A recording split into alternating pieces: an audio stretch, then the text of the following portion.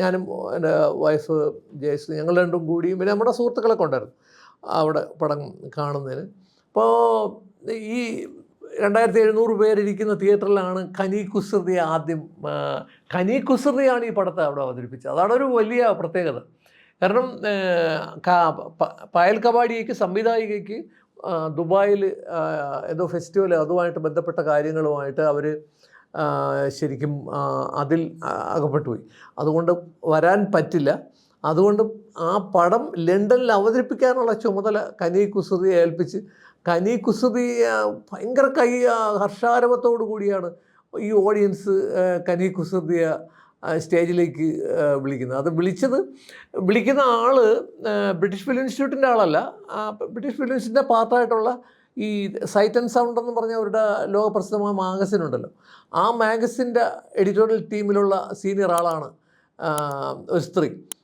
അവരാണ് വന്ന് ആദ്യം 2 വാക്ക് പറഞ്ഞിട്ട് കനി കുസൃതിയെ സ്റ്റേജിലേക്ക് വിളിക്കുന്നത്. പിന്നീട് ആദ്യം കുറച്ച് സംഭാഷണമല്ല, സാധാരണ ചെയ്യുന്നത് ആദ്യം ഒരു ബ്രീഫ് ആയിട്ടുള്ള ഇൻട്രൊഡക്ഷൻ, പിന്നെ അവസാന ഭാഗത്താണ് ഇവർ തിരിച്ചു വന്നിട്ട് നല്ല ചോദ്യങ്ങളും ഓഡിയൻസിൻ്റെ ചോദ്യങ്ങളൊക്കെ നടത്തുന്നത്.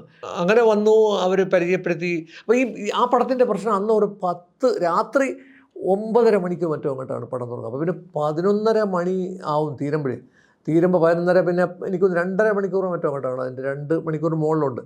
അപ്പോൾ ഈ പടം തീർന്ന് പിന്നെ ലണ്ടനിൽ നിന്ന് പുറത്തേക്കുള്ള ട്രെയിൻ കിട്ടാനൊക്കെ ബുദ്ധിമുട്ടുണ്ട്.